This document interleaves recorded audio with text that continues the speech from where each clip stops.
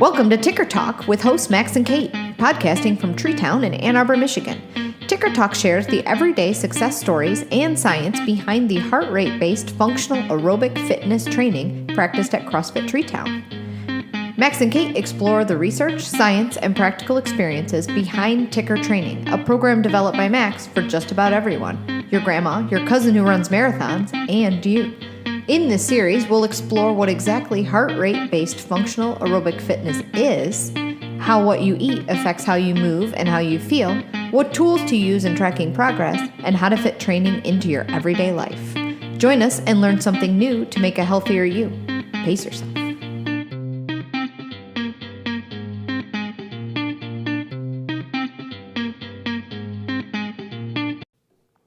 Action. Kate and Max in the Ticker studio today. Welcome, everybody. So I want to know what happens when all of your training is done at a sustainable and aerobic pace. Life gets better.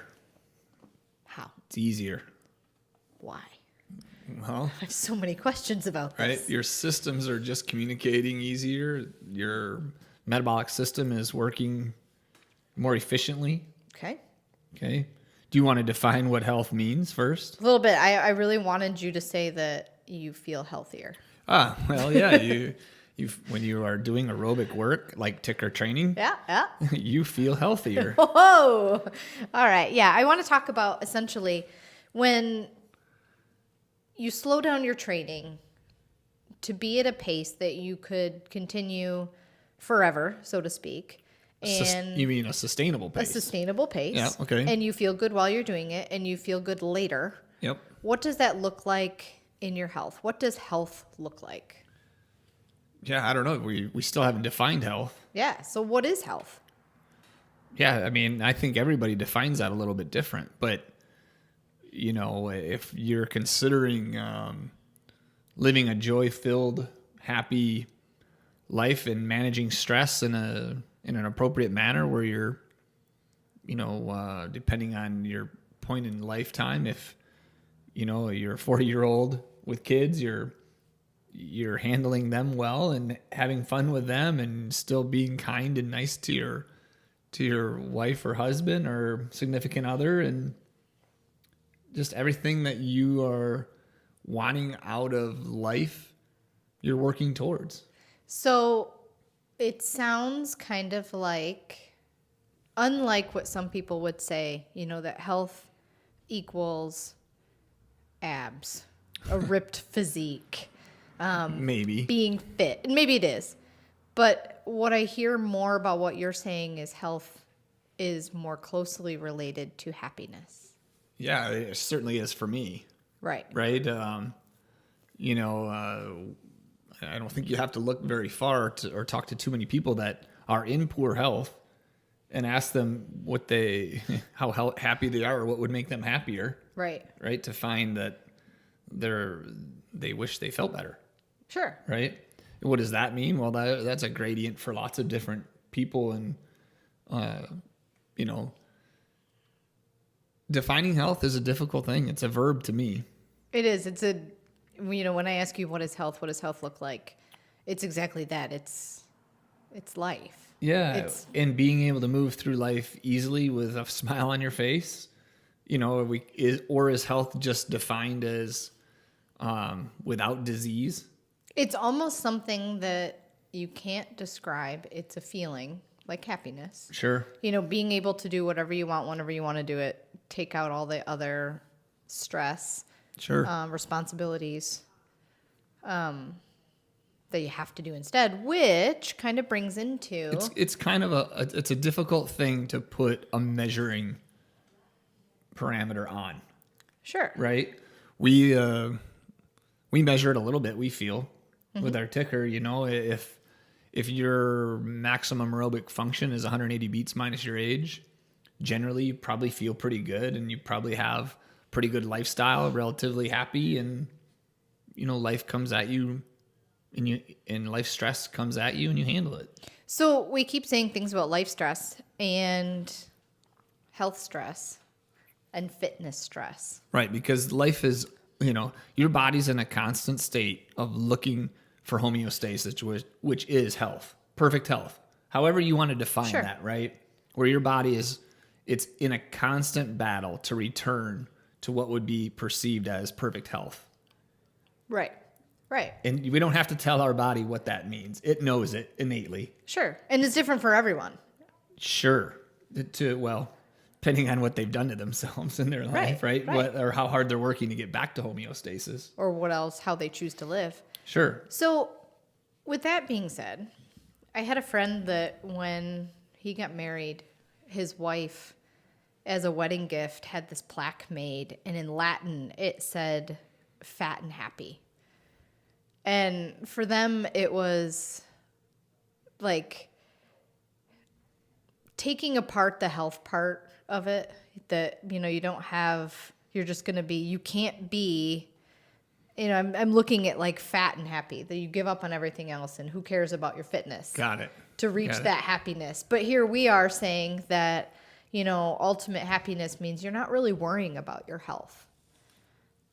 Yeah, totally. It just is. Right. So that being said, right. Why do we train? To help our bodies get back to homeostasis.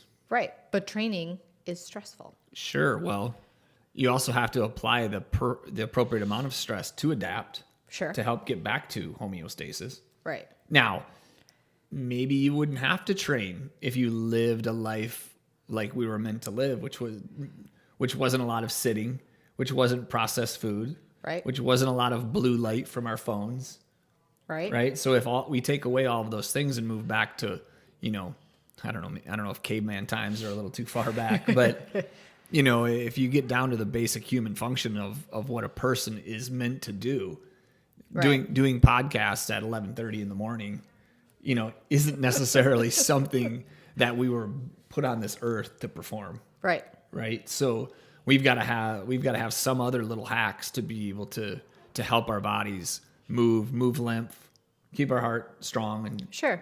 Keep our muscles from deteriorating, because leave most of us to our own devices. We'll just watch Netflix all day and eat ice cream.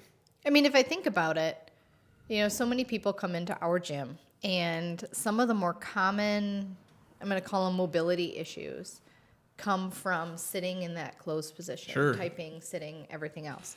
So, you ask those people, why do you train? Well, to be healthier, because I sit all day, right. To move, to do something I like. Now, because I got a sore neck or sore shoulders, or they realize that they can't reach, to pull the blanket over their shoulders at night. Sure. Get something that. Out of the backseat of the car. Right. Right. So they need to strengthen their upper back to make sure that they hold good posture so they don't get a crick in their neck. And those are people that think about it. Sure. Or become aware that they can't move their arm well. Right. So we've got that. Why do we train? We train for health. We probably train for fitness. Is fitness a product of health? Maybe. Let's define fitness. Well, I mean, do you want to use Greg Glassman's and CrossFit's definition of fitness, or, that can mean different things to many different people. Yeah. I think one of the points you're trying to make here, it seems, is, we're starting to find fitness through health. Yes. Right. So we're focusing on our health. It might take 3 years, but all of a sudden, wow, cool, I'm really quote unquote fit. Right. Right. We can do a lot of work over a short period of time or a long period of time. The phrase that I hear most often when I ask people, what does health look like? Meaning, if you are your healthiest self, what does that look like? And I had a man tell me, it looks like me being able to do whatever I want to do whenever I want to do it. And I said, okay, then, do you have to be fit to be healthy? Do you need a six-pack for that? And he said, no, it's not about the aesthetics of it, but I have to be fit enough that if I want to go play a pickup game of ball, then I'm fit enough to do it. Yeah, I would agree with him. And so I'm looking at that like fitness is kind of a subset of skills, a subset of, not fine or gross motor skills. I'm saying like he also has to have the skills to be able to move oxygen, to move fast or move slow or endure. Sure. And all those things, how different are those from health? Yeah, I think when you are really, really healthy and you're really, really aerobically robust, those are two very, very similar things in my opinion. Right. Right now, you could maybe say you're not as fit because you might be really aerobically robust, but you can't power clean and jerk a whole bunch of weight. Right. So you maybe could say, well, I'm not as fit as I could be. Well, but that same person is also like, yeah, but anytime somebody calls me and wants to go for a hike or a run or a bike ride or just adventure all day, like I have all of the energy and Go to Costco and carry all your groceries in at once. Right. Then go home and wrestle with your kids and make them eat their good food and put them to bed and wake up to do it again the next morning. Right. Is I don't know. I guess if we talk about what we're doing here with ticker training, we're gonna focus on your health. And if we've defined that at all today, I don't know if we have. Maybe it's hard to define. It is. It's different to everybody, right? Right. So I've got the question written down here of why do we train, and I have it right here that if you feel healthy, do you win? And yeah, that's a great question. Win what? Win life? Like winning. What is winning? We don't need to keep right. Right. Why do we have to win everything anyway? Right. So that being said, why do we train? We train for health. We train for fitness. We train for longevity, adaptability to stress. Say that again. Adaptability to stress. Yeah, that's real. I mean, that is the major reason why we are training here, because if we moved all day long, we wouldn't need to train. Sure. Right. But because we don't move on a daily basis, on our own, in our daily work, or our life, whatever that meant, right? When we were hunters and gatherers, you moved. When you had to go carry your own water, you moved. Yeah. You didn't need to go to the 815 Wilt Street. Yeah, to move for an hour. To move for an hour. You got it just being alive, right? Sure. So that's why people need to understand, like, it's important to come to a place to train, and it's important to move. That's one of the major ways to help you find quote unquote health, between nutrition, sleep, and movement. I mean, I don't know. Do you know the part that I don't think we've ever really chatted about, and just linking health to happiness, and now thinking about why a lot of people train, and a lot of people come into the gym. Why? Well, it's for my physical self and my mental self. Sure. Why is CrossFit so popular? Well, community. Yeah, and it feeds on a lot of our ego, right? It feeds on a lot of that person that needs to be challenged or find some worth in earning something. Sure. Right. But you can change that mindset completely and be like, absolutely. Here we are. Why do we train? We train to be healthy, and we're going to be healthy within an environment, within a community of like-minded individuals. Yeah, if the goals are the same, right? Right. And I think that's one of the most important things as a community that Ticker is defining, and what we're encompassing here at CrossFit Treetown is that people come here for their health first and foremost. And I want people, when they walk in our doors or when they do a Ticker training workout, their mindset is, this is making me healthier. How? First of all, okay, we'll help you with the hows and the whys. Right. But if you're coming here for just to get your sweat on for the day, you're missing a lot of the more important aspects of what we're doing. So some people say they come in or they work out for health because they need to relieve stress. Sure.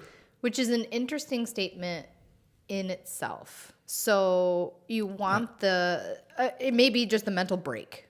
Totally. Mental stress is real. Right. You need to turn off and do something that, your body is going to work, but your mind necessarily, doesn't necessarily have to in the same way. And I can respect that, and I can understand that, but that's probably not your healthiest You're trading one stress for another. Yeah, it's not necessarily the healthiest relationship with exercise, potentially. So the interesting thing about adding training stress to relieve lifestyle stress is it's kind of an interesting correlation that you're going to come in and you're going to work out and you're going to, how do we decide how much is too much? How do we decide? Are you talking about here or? In general, your fitness program doesn't need to add more stress onto your life.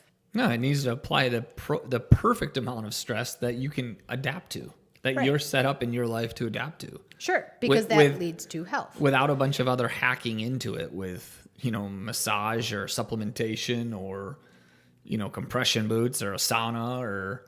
How do you know? So I'm looking now. The way Ticker works is we have progressive aerobic training. So we define intensity with metabolic testing. Yep. And then we prescribe a fitness on an program. Individual basis. Let's Absolutely. make sure we get that because it's not this broad thing where we're like, hey, everybody has to work out at this heart rate. No, you need to work out at your specific heart rate. Which is how programs that kind of put in workout at 75%. Sure. What does that mean? Relatively speaking. Right. Andrew Charlesworth at 75% of his max heart rate is working really hard. Yeah. Absolutely. So you come in and you define intensity. And for a lot of people, because we live stressful lives outside of the gym, that intensity feels not intense. Right. And it's stunning to be able to use like a Pinoy test, use a metabolic test and define this intensity and then tell them, go work, go do things. Based on your test, this heart rate is too stressful for you. Right. Based on your oxygen carbon dioxide exchange. What's that doing to your health? Well, it's just piling on more stress that you have to try to recover from. Right. So I have a note here. So I see where you're going with that. Like the question might be, is that actually helping your health? Right. Right? Exactly. Well, you might be able to make an argument that there's some other benefits to it, but from a metabolic standpoint, we can show you that it's not. Or something else in your life is going to have to give for that take. Yeah. I mean, you can only handle so much stress. So the one thing that I want to address next is why train so easy all the time? Is that going to really enhance great my question. health? Well, I kind of posted on that the other day, right? How do you teach your body to pull a sustainable fuel? Right. Right? Efficiently and optimally. Right. Train it. Right? Body's highly adaptable. So the more time you spend training or working at your optimal sustainable rate, you're going to... In a non-stressful... Well, just enough stress, right? Because it's just a little bit faster than, going for a walk. It's just a little bit more stress than, walking down the stairs, right? We're applying stress that you can teach your system to adapt to so you can do more of that sustainable work outside of the gym or inside of the gym, however you want to look at it, right? And, the notion that you can teach your body to do more work outside of the gym at a high intense level, it's just, if you're only going to do high intensity work, guess what your body is going to want to use as a fuel source? Carbohydrates, right? Right. Carbohydrates are a limited supply. Yep. Unless you live next to your corner grocery store and you can constantly feed yourself, your carbohydrates. So why, I'm getting a little off topic here, but if we're going to want to live a healthier, happy, energy sustained life, seems we'd need to train that. Right.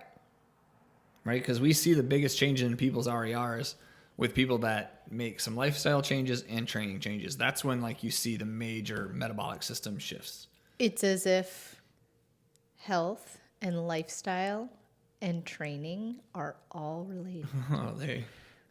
Right? Lifestyle. It's almost like that. Yeah. That what you eat, how you sleep, what you do outside of the gym, And then you circle back into, why do you come into the gym? What kind of, you're looking for stress relief. You're not actually, you're looking for stress balance. Yeah, good. Ooh. We might have to pull that one out for a clip. We might have to pull that one out for a clip. Right? I get it. There are days where you want to just come and unwind. Yeah. Right? And I guess I would just say use those sparingly. Find some balance, and hopefully if you do enough good aerobic training, eventually those you need less and less of those days. And that is what we find. We get less and less complaints about, God, I just need to unwind today. Yeah. People now they're handling life because they're healthier. I feel like, having some of these ticker training workouts, being a ticker athlete, you come in and as much as it's just work some days, when you realize you're going to come in and you're going to work for an hour, it's a satisfaction knowing that you're going to work and do good things for your body and your mind and your health. Yeah. And if you kind of can go a little further, like how much are you benefiting your significant others then? That's it. Then I leave and I feel you're enhancing their lives, right? Talk about making an impact on your environment and your community. And I'm finding I can then focus on things like what I'm eating because I have the energy to do so, and I have the motivation because I feel good. You're not overwhelmed. Right. You're not just trying to get by. Feeling good promotes more, the desire to feel better. Right. You don't spiral. It's kind of like that whole thing when you're not training a lot, all of a sudden like your diet goes to crap. Fat anyway, might as well eat cookies. It is funny how it spirals down, and the two things go together, right? Absolutely. And I think that's why, you look at these people and these top level athletes and you're like, wow, they're really fit. They must be really healthy. Some of them might be. And it's part of that. And I think it's looking at like the big picture. Those are the people that, yes, are doing what they love. So they're like letting off that, they're happy. Yeah. They're also not showing the hour of mobility or recovery, or you don't hear about any of that stuff until it's time for knee surgery or shoulder surgery. No, I'm talking about the people that are actually healthy. Oh, the ones I thought you were talking high-level athletes. No, I'm talking take a microscope to some of these athletes, and the ones that are actually, you would say, wow, that person's really healthy. The ones that are really healthy are focusing on not burning themselves out doing those things, right? Yeah, yeah. The ones that you look at and you say, that dude's really fit. Sure. That is not necessarily somebody that's overly healthy. No. And I think we need to bring that's probably the accurate. circle back into health versus fitness. Yeah. So I don't have that. Health versus fitness. I'm just not sure how to wrap that thing up. Well, I think that's good. All right. So what was this podcast? Did this just turn into like philosophy hour? Or? It did. All right. Well, hopefully everybody got some value out of that. If you want to join in more of the conversation, go to tickertraining.com or reach out to us at crossfittreetown.com. Yeah. Tell us, find us on the socials and let's talk about what health is versus fitness. Yeah. All right. Thanks, Kate. Yeah.